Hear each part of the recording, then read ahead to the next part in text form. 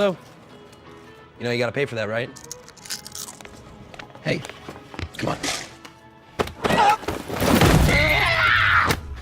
Not okay!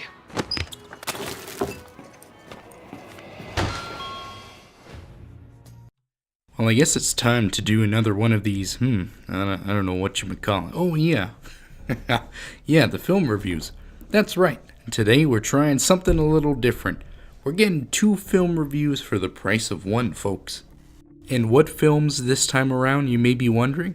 Well, today we're going to treat ourselves to a double feature of Logan and Kong, Skull Island. Like I said, I'm trying something new, so if you love it or hate it, post it right down there in the comments section and I'll listen to the feedback.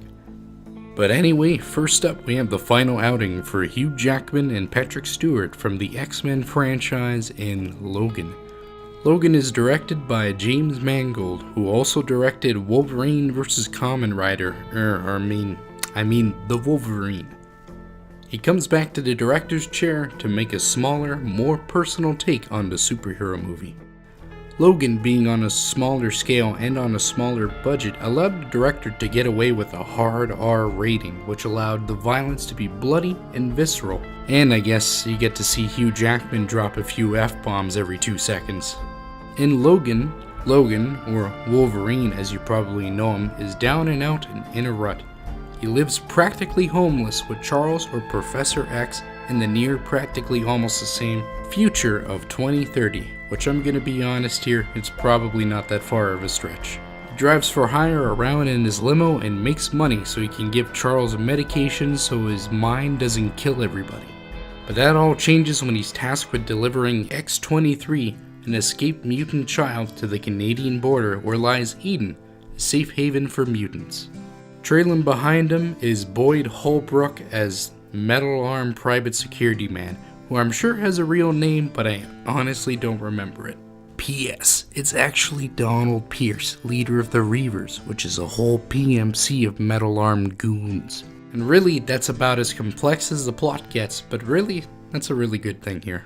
The film isn't about fighting some big baddie or saving the world, it's just about 2 guys named Logan and Charles who have to escort a little girl through the US.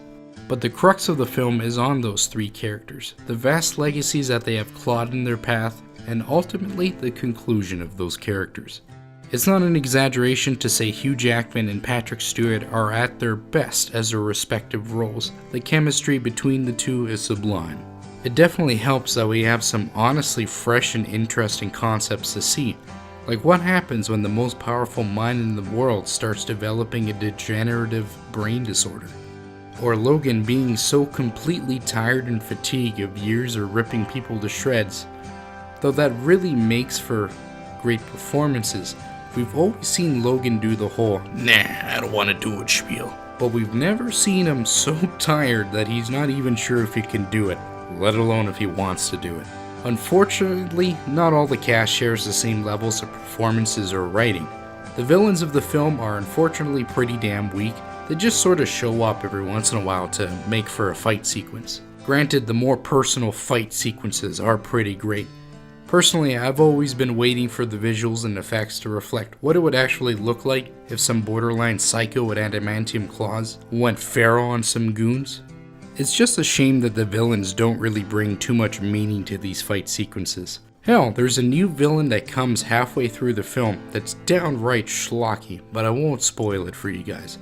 But in the end, the film isn't about any elaborate or ridiculous fight sequences or saving the world from the latest big baddie. It's really about 2 broken men and a messed up little girl trying to find themselves. Some because they need to know what life's about, some because they got a life ahead of them that they need to know, and some because they are in the end of life itself. Logan is an honest-to-goodness, dramatic, and earnest tour de force that I forgot could be told in a superhero film. With very little, it does a lot and just goes to show that you don't need a huge bombastic story or ending to make a very solid and endearing film. At first I was going to give this film a different score, but upon rewatching it and noticing all the great little bits and performances, Logan gets a very much deserved 9 out of 10. There's honestly not a better send-off for Hugh Jackman and Patrick Stewart as Logan and Charles Xavier. It's down to earth, earnest, and most of all, true to the characters that they've become. While I've always loved Stewart as Professor Xavier, there was always something about Jackman as Wolverine that rubbed me the wrong way. I never really quite put my finger on it. Maybe it was the lack of the suit. Maybe it was that they focused too much on him, or maybe Jackman was too tall. But I didn't realize it until I watched this film that Jackman didn't play an X-Men called Wolverine. He played a man named Logan, and this film is his swan song.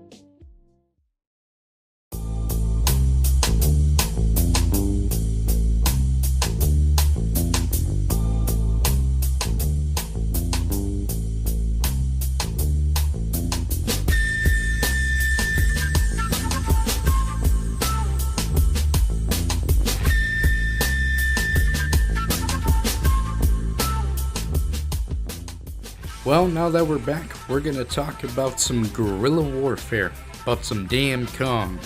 No, not Viet Cong, King Kong. Kong Skull Island is the prequel/sequel to 2014's Godzilla that stars the eponymous giant ape and a whole cast of characters. We got John Goodman as the head of Monarch, which is a US government agency tasked with finding giant monsters. Samuel Jackson as the down-in-the-dumps colonel who's disappointed that the US pulled out of the Vietnam War. We got Tom Hiddleston as a tracker who was former British SAS tasked with tracking down any big baddies on Skull Island. And finally, we have my favorite, John C. Reilly as a kooky World War II pilot who was stranded on Skull Island with a Japanese pilot, who was the main comedic relief for the film. In this adaptation of the 1933 epic, we have the film set in the grand year of 1973. The US is pulling out of Vietnam, satellite mapping of the Earth is brand new tech, and best of all, CCR and Black Sabbath is still playing on the radio. But because of the new satellite footage, the US government has found the whereabouts of Skull Island, a place that was shrouded in mystery until now. As a quick aside, I really love the idea of how they found the island because it mirrors how a lot of undiscovered and unmapped parts of the world were found with the power of space-age tech. Soon after, John Goodman convinces some senator to fund an expedition to Skull Island as a geological expedition, but we all know that it quickly goes awry. And unlike its predecessor, Kong Skull Island wastes no time on showing off our star of the film, Kong. Good thing too. One of my biggest gripes with 2014's Godzilla was that they barely showed him off, and whenever they teased as a great battle, they quickly cut to another scene. And in Skull Island, we don't mess around like that.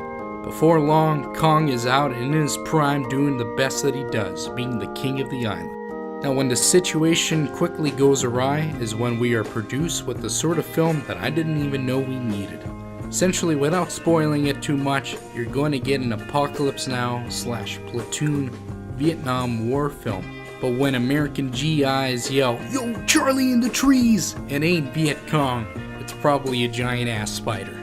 Not to mention you get to see Samuel Jackson's character go through a Heart of Darkness-esque descent into madness to get revenge against Kong.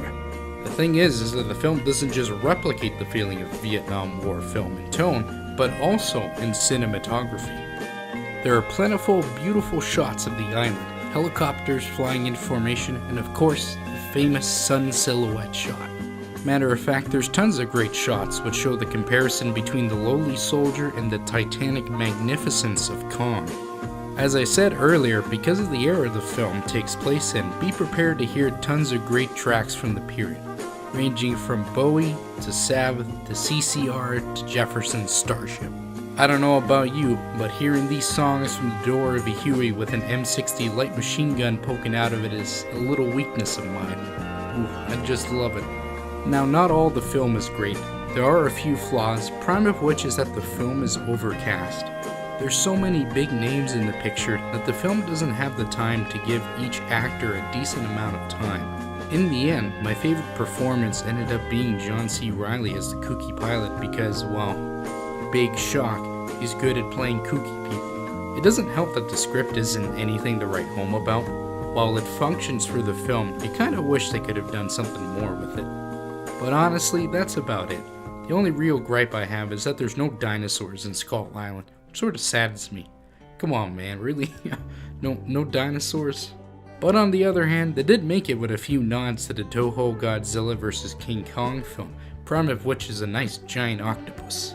In the end, Kong Skull Island succeeds everywhere that 2014's Godzilla failed, and that is good news in the grand scheme of this monsterverse. In Skull Island, all the characters are at least likable, and some like John C. Reilly and Samuel L. Jackson were actually pretty fun to watch. And best of all, we got a lot more Kong than we got Godzilla, and that's a good thing. With that being said, Kong Skull Island gets a very solid 8 out of 10.